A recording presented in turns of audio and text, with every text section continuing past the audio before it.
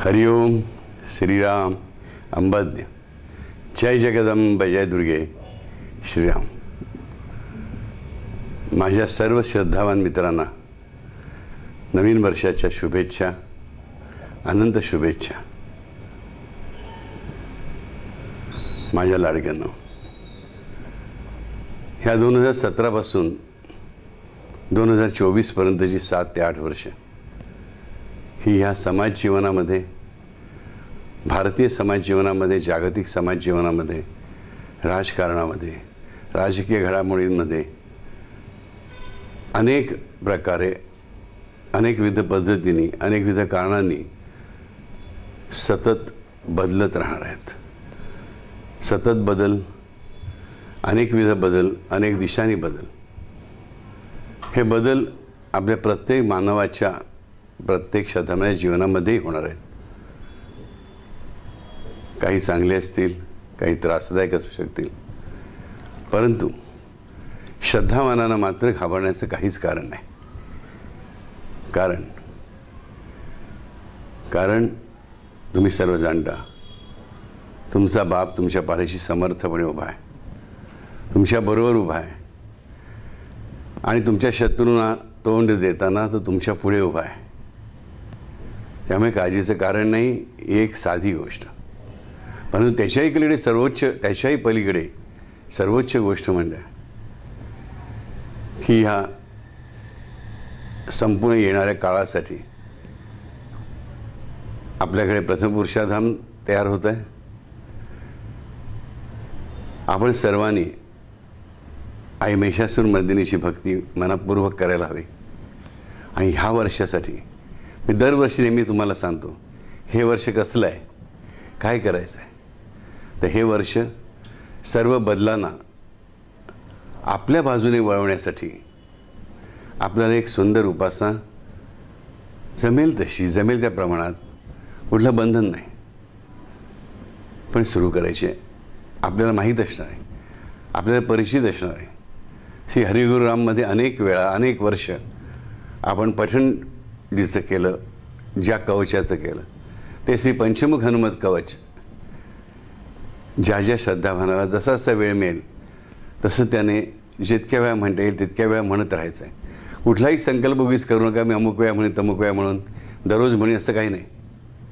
परंतु खरंच सांगतो तरी मनापासून की दररोज म्हणाल तर खूप फायद्याचं आहे, खूप चांगलं आहे। सगळे बदल हे तुम्हाला सहाय्यभूत ठरतील। सध्या चालू असलेल्या अग्रलेखांमध्ये सुंदरकांडावरच्या मी पंचमुख हनुमत कवचाचं महात्म्य मांडायला सुरुवात केलेली आहे, तेही वाचा। आणि सर्व प्रकारच्या वाईट शक्तींपासून, वाईट व्यक्तींपासून, वाईट साधनांपासून स्वतःचं संरक्षण, आणि त्यातून नुसतं संरक्षणच नव्हे केवळ, तर स्वतःची उन्नती, विकास आणि स्वतःच्या कुटुंबाचा उल्हास, आनंद हे सगळं आपण अधिकाधिक प्राप्त करून घेऊ शकतो। हे पंचमुख हनुमत कवच तसं बघायचं झालं तर मूळतः खूप मोठं आहे, पण जो भाग आपण श्री हरिगुरुराममध्ये घेतो तो भाग हा कर्मकांड विमुक्त आहे। बाकीचा भाग हा कर्मकांडासहित आहे। आणि जो भाग आपण घेतो तोच भाग आपल्याला घ्यायचा आहे। संविधानाच्या ब्लॉगवरून मी परत टाकणार आहे श्री पंचमुख हनुमत कवच। पण आपल्याला त्या पंचमुखी हनुमंताचा चेहरा किंवा साध्या एकमुखी हनुमंताचा चेहरासुद्धा मनापासून आपल्या डोळ्यासमोर आणून, डोळे बंद करून, डोळे उघडे ठेवून त्याच्या फोटोकडे बघून किंवा श्री चंडिका कुलाच्या फोटोकडे बघून आपल्याला पंचमुख हनुमत कवच म्हणायचं आहे, म्हणत राहायचं आहे। ह्या वर्षासाठी फक्त ही एकच गोष्ट आपल्याला आत्मसात करायची आहे की हा जो हनुमंत हे याचं पंचमुख स्वरूप तुमच्या पंच ज्ञानेंद्रियांना संरक्षण देतं, त्यांचा विकास करतं। तुमच्या पंचकर्मेंद्रियांचं संरक्षण करतं, त्यांचा विकास करतं। एवढंच नव्हे, तुमची हे पंचप्राण आहेत, त्या प्राणांचं संवर्धन करतं। पंचमहाभूत आणि पंचतन्मात्रा ह्यांच्यावरही ह्या पंचमुख हनुमंताचं स्वामित्व आहे आणि प्रभुत्व आहे। आणि असा हा पंचमुखी हनुमंत श्रद्धावानांच्या संरक्षणासाठी आज मध्यरात्री 12 वाजता आज मध्यरात्री 12 वाजल्यापासून